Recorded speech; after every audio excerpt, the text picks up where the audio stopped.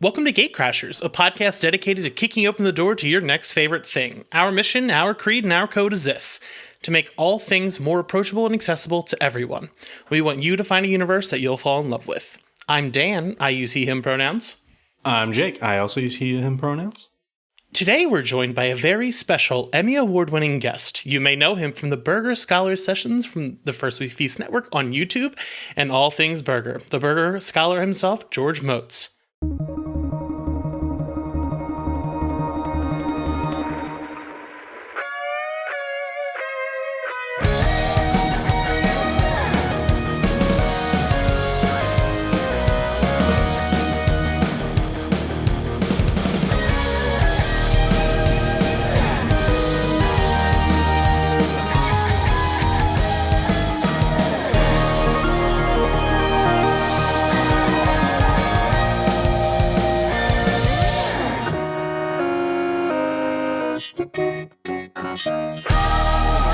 He's here. It's George. That was awesome. You're welcome. So, very excited to have you. You are a YouTube sensation. Sensation? Yeah, listen, I'm using spectacular words out here. So, Jake and I we're big food fans. And we've been interviewing a ton of different writers, comic book creators, and things like that for the past couple of years. And our first question is usually pretty hard-hitting for our journalistic world. But for you, it actually might be something you've had before. So, what's your favorite sandwich? Oh, wow. Wow. Favorite sandwich? Whew. That's a great question. If I were just going to go simple sandwich, I need a sandwich, got to have one. Well, got to have one now. I want to say unquestionably it's a roast beef sandwich on a Kaiser roll with horseradish mayo and shredded iceberg. Boom. That's a good sandwich. It's a great sandwich. It ticks all the boxes. It's perfect. Yeah. It's a great sandwich. But if I were to actually pick a real sandwich that's a real thing, it's the roast pork special at DeFonte's in Brooklyn. Oh. It's roast pork. It's wet cooked roast pork, sliced, put on a big ass, Italian roll, with, ready for this one, provolone, a good, like sharp provolone, thin sliced fried eggplant, and broccoli rabe. It's been sauteed in garlic. Whoa. Oh, dude, broccoli rabe is unbelievable. It's one of the best. Oh. As a sandwich, that literally is probably one of the greatest sandwich moments you can have. But if I have to just, a daily beater, no question about it. A good, cold, red roast beef sandwich with horseradish mayo, shredded lettuce on a Kaiser roll. Simple and fantastic. That's incredible. All right. I got to get to Brooklyn sometime soon. I think I might be there in November. Do it. So, what is your burger origin story? What set you down this path? You sent me down this crazy. It's been a crazy ride. I'll tell you that. I'm not gonna lie. It's been 20 years. I started doing this about 20 years ago, and the origin stories are very simple. It's so long ago now. 20 years ago, I was looking for a film subject. I was trying to make a documentary film about something, and at the time, a friend of mine said you should think about some kind of food. And we started looking at all the different foods out there, and somebody had just made a hot dog documentary. And I said, oh, maybe I could do something else, maybe hamburgers. And I looked around and no one had done a hamburger documentary at all. Zero. It was the hamburger space was wide open. The burger scape was very, very uncharted. Nobody knew what was going on out there at all. And at that point, imagine 20 years ago, the hamburger was not considered to be anything special at all. It was just some kind of sustenance that had fallen apart because of thankfully to fast food, the titans, the McWendy kings of the world, we like to call them. They had actually ruined the American hamburger. And I started working on this film thinking, what if I, profiled not just the big guys, but some of let's talk about the small guys, the mom and pops, the ones who are actually keeping the hamburger dream alive. And that became a film called Hamburger America, where I profiled 8 different hamburger restaurants in America that were just basically out there making something weird. We had the butter burger, we had the green chili cheeseburger, we had the goober burger with peanut butter on it. And the film actually became a bit of a cult classic. People started to become my fans if I had them. And I said, look, I'm not a food guy. I'm a filmmaker. And people started to ask my opinion about hamburgers. And then somebody asked me to make a book about hamburgers, which became a guidebook called Hamburger America. That turned into a second guidebook called Hamburger America 2. It just got bigger and bigger. It became a TV show. At some point in 2010, Hamburger America, the original film, was inducted into the National Archives as a piece of culinary American history. So that was a big deal. And I got to give a speech, and I had this whole speech, like to raw hamburgers. And I realized that, wait a minute, you're all here because we've gotten to that point now. And in 2010 was sort of the beginning when people started to take the hamburger even more seriously. And it started to show up on menus a lot. The smash burger came around as a popular item that was the smash burger at that point was already 100 years old. But, to people in 2015, it was like this brand new thing. You take the ball of beef and you smash it. But it was nothing new. This is actually, it's a throwback to the beginning of the hamburger. So that's my origin story. I've done a couple of TV shows. Burger Scholar Sessions is the third show I've done. It was invented. It was created out of COVID. That's wild. That all the induction thing is gigantic. That is so cool. Yeah, the cool thing about that was I realized that the people were taking it seriously. People are actually they gave a shit. And at that point, people would say, "Why are you doing hamburgers? What's wrong with you? You're some weirdo. You're so obsessed with hamburgers. Why? What's wrong with you?" Even people, the guy who supplies my meat now, I've been friends with them for 15 years. It's the Schweid family in Jersey. They also supply all the Five Guys in America. So it's a very standard, straightforward, really, really great 80-20 or sometimes 75-25 chuck that I use. But I mean, they at the beginning. So the patriarch of the family, a guy named David Schweid, he'll introduce me and say, "This fucking guy, he was talking about hamburgers before anybody." And all Schweid does is make hamburger meat. And they were like, what is this guy? Why does he care so much about hamburgers? And sure enough, I was right. And they were at the beginning of that story. That was so cool. That's awesome. And so we do ask that sandwich question in every single one of our interviews, just because I have a belief that you can make a connection with someone over food that you can't make over anything else. To you, what do you believe is that special connection that comes from sharing a meal or cooking a meal for someone? Well, first, everybody has to eat. We all know that. And everybody wants to eat well. And the world is shrunken. We've had the shrinking world where information is readily available. You can ask me a question. Have you ever been to? And I can literally be on my phone under the computer going, I haven't been there. That looks really good. I mean, literally, as fast as I just said that. So the world is small. It's shrunken now. There's so much information out there, and people have learned, I think, in the last 10 years, for sure, how to eat well and how to pamper themselves with food. People never thought about food before. There was the food celebrities of television have changed all that as well. Butchers you can have celebrity butchers now, which I think is insane, but it's okay. I'm okay with that. Make my butcher a celebrity, because then he's proud of what he's doing and he gets great beef and does really great things. So I think to you get back to the original question, which was that, if you're sharing food with somebody, everyone wants to eat well, and food brings everybody together. And if you can be passionate about food, which I always beg everybody to please have passion about your food and the stuff that you're putting in your body, whether it's bad for you or good for you, it doesn't really matter. If it makes you happy, it's good for you. But if you can get people together and make a meal and really understand what you're eating and really appreciate it, there's nothing better. There really is nothing better than that. I mean, so this morning we asked Dr. Oz the question. I said to him, look, I believe that happiness is healthy, and burgers make me happy. Therefore, burgers are healthy, right? You know what he said? Well, what did he tell you? He said, yes. Well, he's a doctor, so there it goes. There it is. It's proof. Science. Proof. There goes proof. Burgers are healthy. This is true because they make you happy. Obviously, and he said, not a lot of burgers. If I ate it 3 meals a day, it wouldn't be good for me. But absolutely, if you can go to a mom and pop place and get a great burger, do it.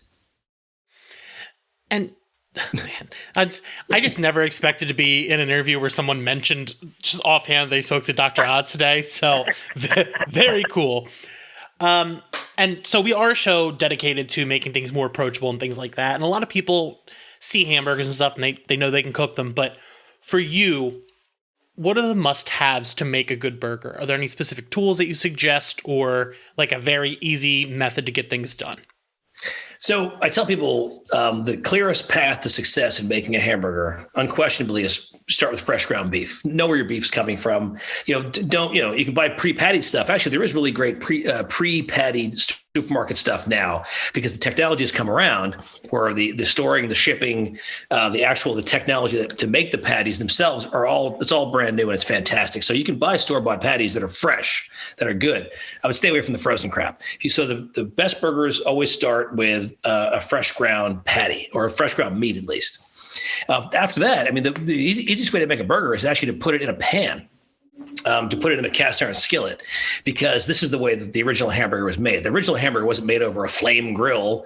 The original hamburger was made, in America at least, was made in a cast iron skillet, probably at a state fair somewhere or multiple state fairs. And the idea is that when you cook in a pan, it's kind of hard to screw it up because you're cooking in its own juices and its own fat. We consider it to be like a burger confit. You just created hamburger confit. You're cooking something in its own fat. And that's why it's so easy to cook. So I tell people fresh ground beef, keep it simple. Don't put 17, 18 different ingredients or toppings or condiments on there. Pick one or two. Pick a flavor profile that'll work for you. Maybe it's a sauce and like another like vegetable or something. And maybe a pickle. Pickle's a vegetable technically. And keep it very simple. And also I tell people something that they don't usually expect is that if you plan to say, okay, I'm going to make like 15 burgers for my friends in the backyard. How am I going to do this? Okay. Do I just do it over a matter of time? Do I do it all at the same time and get them all fed? My advice is always this: put the beer down, focus. Because if you focus, you can make magic. If you start drinking and talking to your friends, you're going to burn the burgers and they're going to taste like shit. So I always tell people to focus, put the beer down for 15 minutes it takes to make that magic. Put the beer down, put the alcohol down, make the burgers, make people go, wow, how did you do that? Keep it very simple, use fresh ingredients, and then drink your face off. Holy shit, that line is so good. Like the put the beer down, make magic is like, you should be selling that on t-shirts. That's incredible. Yeah. Bumper stickers. 15 minutes. I can't tell you people I know who have screwed up that moment because they were just not paying attention and they're burning burgers Also, people think that the easiest way to make a burger is on a flame grill. It is unquestionably the hardest thing to do. You ask anybody who's cooked over a flame and they'll say, I'd much rather cook on a flat top if I have to make burgers or something because it's cooking on a flame is very, very difficult. You have to know what you're doing. You really have to be a pro, absolute pro. Weekend warriors who go out to the backyard and try to cook on a flame grill screw it up every single time. Huh. And so are there any other types of like common misconceptions you see about burgers and pretty much anything in the cooking world? Is there anything like any like burger myths you're trying to dismiss? I don't know where to begin with that. Jesus. I mean, my entire show is about debunking all the myths out there. There's too many of them. There's too many. One of the biggest myths, and this is why I actually wrote a cookbook called The Great American Cookbook. The Great American Cookbook, the book that I wrote, is the most unique hamburger cookbook on the market. And I'm not just saying that because I wrote it. I'm saying that because if you think about it, every single burger cookbook out there is, here's a burger patty. Here's a fucking, pineapple to put on top. It's a Hawaiian burger. No, it's not a fucking Hawaiian burger. If you put a fucking pineapple on top, it doesn't work like that. That's your idea. In fact, it was not even a Hawaiian idea. The idea, as you've probably seen from the show, it comes from Canada. It was somebody in Ottawa invented the Hawaiian burger. Which has nothing to do with, the fact that pineapples come from Hawaii made it a Hawaiian burger. But if you go to Hawaii, the only place you're going to find a burger with a pineapple on it is going to be in a hotel that caters to tourists only. The locals don't eat pineapples on burgers. They think it's ridiculous. So where were we going with that? Sorry, what were we saying? Pizza just walked. It's okay. So in terms of the debunking myths, I truly believe that, my goal, my job in life is to make sure that people just get it right. And it's so easy to get it wrong. I mean, you can do something so silly like use the wrong bun. And I say wrong, take a traditional method where they've been using the same bun or the same cheese or the same whatever it is for 100 years. You say, oh, I'm going to try this with pepper jack. No, it's not how it works. Is it the burger? Have they been using pepper jack for 100 years? No, they probably haven't. So don't do that. Oh, I don't want to use American. American is stupid cheese. I want to use cheddar. No, it doesn't solve a problem. If the burger is traditionally made with cheddar, make it with cheddar. If it's not, use American cheese. Use whatever they're doing. So my theory is that you focus on what they're doing. If you go to a place and you watch what they're doing and you're trying to make that burger and wow, that was so great, make it the way they make it. And then you'll be a huge success. This one's a little off the cuff. I don't have this question written down, but I've seen so many of your different burgers and the stories behind them. Do you think you, over the time of these 20 years, you have given more weight to these kind of stories rather than you did before? Like, do you think those increase the value of said burger to you? That's a great question. That's a great question, by the way. And the answer is yes. I don't want to give myself a big head about this, but I do. Since I am a steward to history, I'm a steward, specifically to hamburger history, and my job is to make sure that people are treating these stories with great respect. I do sort of feel like I hope I haven't changed the course of, the hamburgers negatively, but I definitely have positively had an effect, because I tell people, when you walk into a hamburger restaurant and you get a burger and you like it, instead of just walking out or leaving a dumb Yelp review, walk up to the owner and say, that was fantastic, and I will be back. Because that tells them to their face that they're doing the right thing, that they are a part of history. They are a part of a history they didn't even realize they were part of. I think I'm not trying to stroke your ego, but the entire presence of your show is capturing these stories forever and making the world a little bit bigger by giving them out to people who wouldn't normally have them. And right. By the way, just when I do burgers on the show, and some people think, oh, he's stealing ideas from other restaurants and showing the world. But what I'm actually doing is honoring them. I'm actually putting them in a place where of great respect. I have great respect for these people, and I've always reached out to them before and after and during, and say, if sometimes on the show, hey, how you doing? To make sure that they're part of the process. They understand I'm not telling them don't go to the restaurant and make it at home. I'm telling them appreciate this burger, and then we get your ass to that restaurant as fast as you possibly can. Yeah. And you don't know how wrong you got it. Yeah, and you refer to them as primary source hamburgers. Thank you. That is like that. Yeah, thank you. I think that's the best way of introducing that. And so I guess my first question is, it was going to be what your top 3 hamburgers are, but I think that's going to be too hard. What are the best 3 states that are putting out hamburgers? That's a good question. I don't usually play favorites at all on anything because things change. But in hamburger history, they don't change that often unless they close. But I would say the 3 most burger-rich states you'd be kind of surprised by, actually. I'm not surprised by Texas, I'm sure, right? No. Excellent culture in Texas, obviously. The burger culture is. I hear everything is bigger there. It's bigger there, it's true. But not necessarily, but mostly bigger. They have a big appetite there.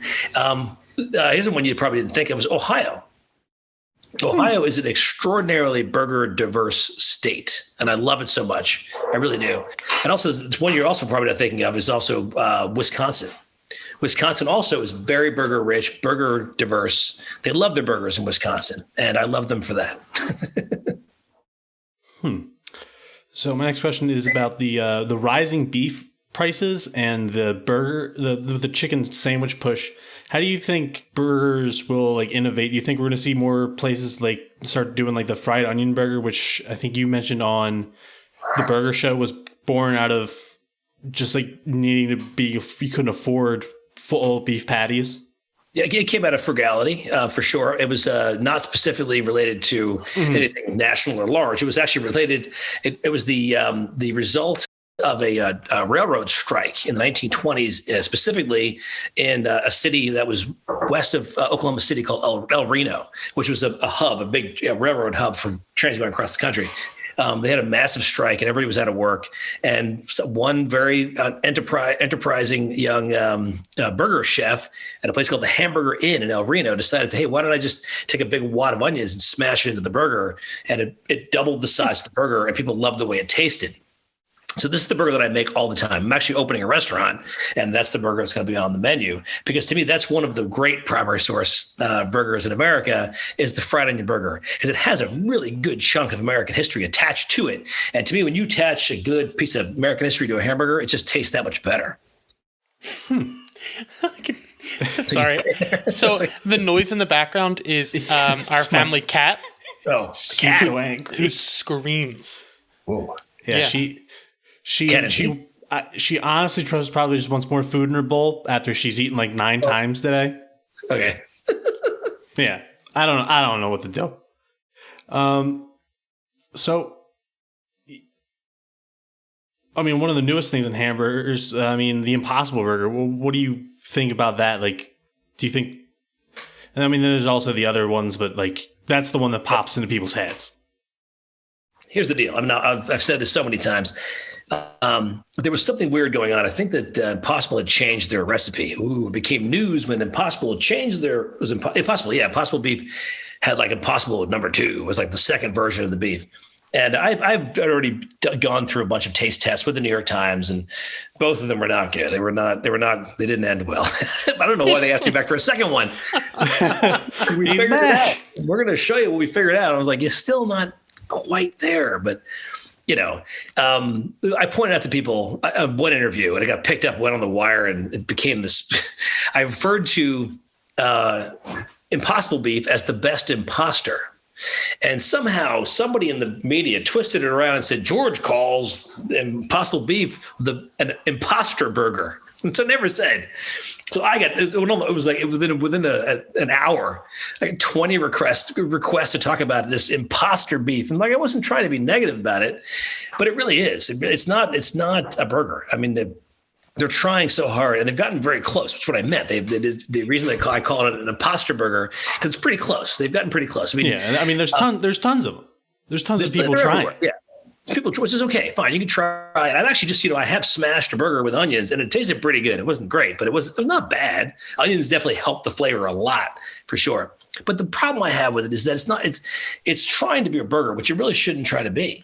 It should just try to be something else, like a big, It's a science project, which if you think about it, when you make a burger, there's only one ingredient. It's beef. That's it. It's ground beef. And you make it in, the other burgers we counted once, 21 ingredients, and some of them are definitely not good for you. In fact, if you just ate burgers and didn't eat Impossible Burger, and you only ate Impossible Burger beef, you'd probably be better off eating the natural product than you would be eating the crap all the time.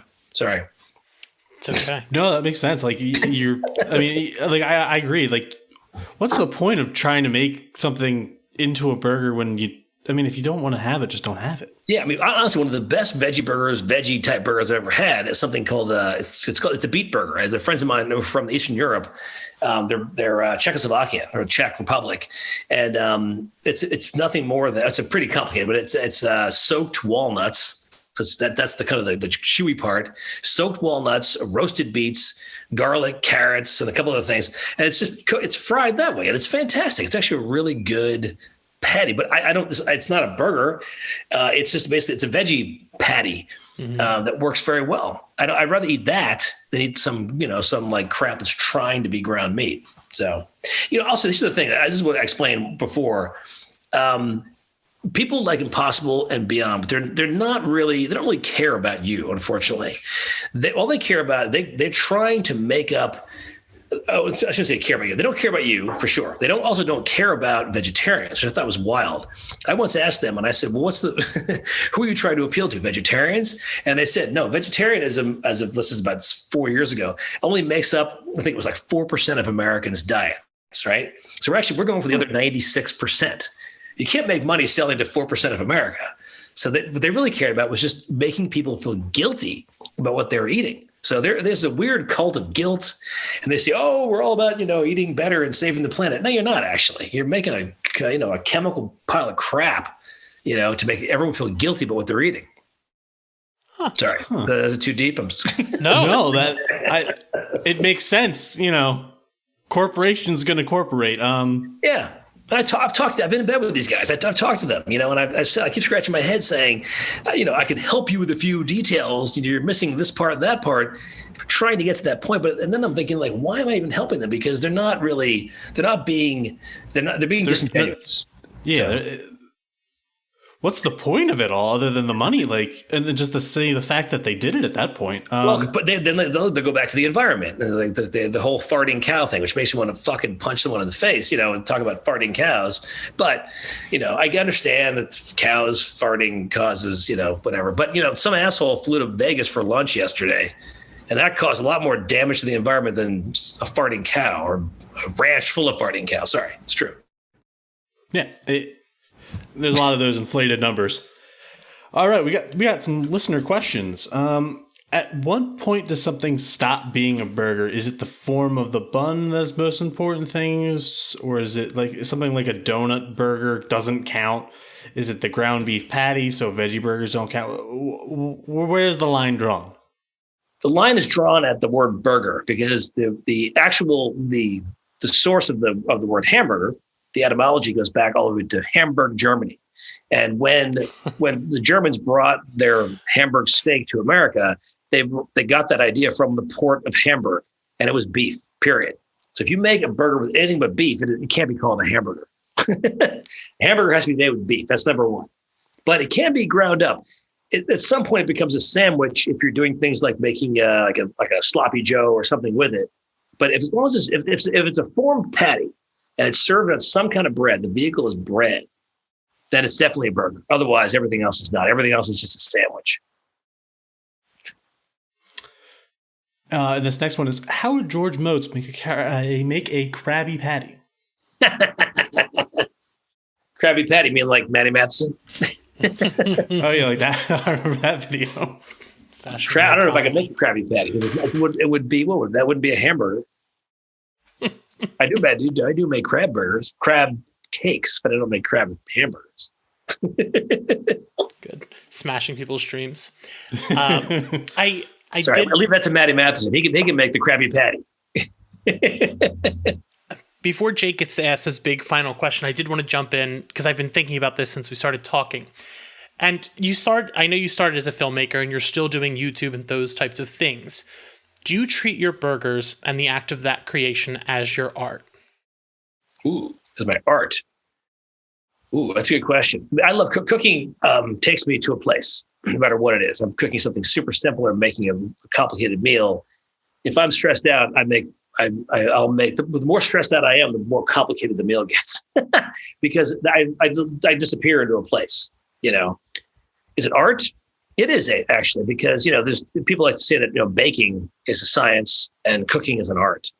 So true, I guess it's hard to think of it as an art that way. The true art is just trying to make people happy with food. That's the art. If you are making yourself happy with food, everyone's like, nah, this sucks. This just tastes like this is too salty. I've had this before. This is boring. You're not doing it to anybody any good at all. If you're making people happy, then that may be your art, I guess. That could be considered art. All right, back to our hard-hitting journalism. If you had to make a Rube Goldberg machine, what would its purpose be? Wow. Oh, a Rube Goldberg machine. Well, I like asking this question because it tells me, what is that minor inconvenience that someone just needs an elaborate machine that they procrastinate by making it just to do any task? I would say unquestionably to slice onions, because I've been slicing onions for all my events. We'll slice, we're going to slice how many? What's tomorrow? 80. We're slicing 80 pounds of onions on Friday for an event on Saturday. Now, let me tell you something. Yeah, just see it. Yeah, no, it's not a mandolin. No, don't worry. It's not a mandolin. I have a deli slicer. Okay. Which helps. But still, my girlfriend peels the onions. She has to peel whatever that is, like 120 onions, right? And then I have to slice one. Now, every onion I slice, I counted once. I was having a couple of drinks with a friend of mine. We counted 65 to 80 slices per onion. So it's back and forth, slicing. It's incredible. So if somebody can invent, and I think I did find a guy, by the way, who can invent this, who has one, someone who can slice onions faster. That's the machine that I need for sure. I worked at a deli for a while, and thinking about having to slice that many onions would drive me mad. So I figured this really cool thing. I don't know if you guys are Floyd fans at all. Yes. Okay, so it takes me, Dark Side of the Moon, to slice 35 pounds of onions. Holy shit. So, Dark Side of the Moon is 44 minutes. Uh-huh. So it takes me 44 minutes to effectively slice 35 pounds of onions. There you go. Hold on. I'm thinking of that episode of The Burger Show with the fried onion burger, and you're wearing the goggles. Yeah. I did that for fun. If I have to slice 2 or 3, I'll do that. But when I'm slicing, 150 onions, you just forget it. I've got tears. Just gotta let it go. You gotta let it go. You gotta let it. Your freak flag fly. It's you have Before Every we get once in a while, if you blink, deep. If you blink, all that hydrochloric acid that's been released on your face is now sitting on your face. When you blink, it goes right into your eyes, and it is painful. So, yeah, give me the Rube Goldberg machine that can slice onions faster. I'll take it. Before we ask you where people can find you and things like that, I do have to ask, because no one has mentioned Pink Floyd in the 3 years of our show. What's your favorite album? Oh, wow. I like them all up to about Animals, Okay. Yeah. Same. And unquestionably, Dark Side of the Moon is basically perfect from note for note from front to back. But this may blow your mind. Obscured by Clouds is one of my favorite Pink Floyd albums. I never would have expected it. That's a very strange album. And Obscured by Clouds was written as they were going into, they were sort of writing parts of Dark Side of the Moon at the same time. They were also writing stuff for a weird Belgian documentary. It was a film called Zabriskie Point. So while they're doing Obscured by Clouds, Zabriskie Point, Dark Side of the Moon, and then they came out with Metal in the middle of all this, like, what is going on? So their output within a span of like 2 or 3 years was insane. So everything from Obscured by Clouds, Metal, Dark Side of the Moon, Zabriskie Point soundtrack, it's all fantastic. That's awesome. I'm sorry. I really excited. I've seen Roger 3 times. So like, ooh, wow. I'm a big fan. So I was excited to actually get to ask that. So when can people find the next season of the show? We're filming right now. We've started this. Today was the first day of filming. Our first guest was Dr. Oz. That was nice. Who, by the way, is a great guy. He's a great dude. He's really cool. He gave us way more time than I thought he would. Today was the first day of filming, and we film all this week and next week, and it comes out in the middle of August. Nice. Yeah. Is there any other projects that you have coming out that you want to talk about? Sure. We're opening a restaurant. That's my next crazy adventure. I have some great partners, and we're opening our first location. I say first because it could be more. We'll see. In Brooklyn, New York. So that's the next big one coming up. Yeah. That's awesome. Wow. All right. Well, now I have to come to New York. So yeah. Thank you so much for being here. You can find us at gatecrashers.fan and on Twitter at gatecrasherspod. We'll see you next week for our 100th episode. The Gatecrashers.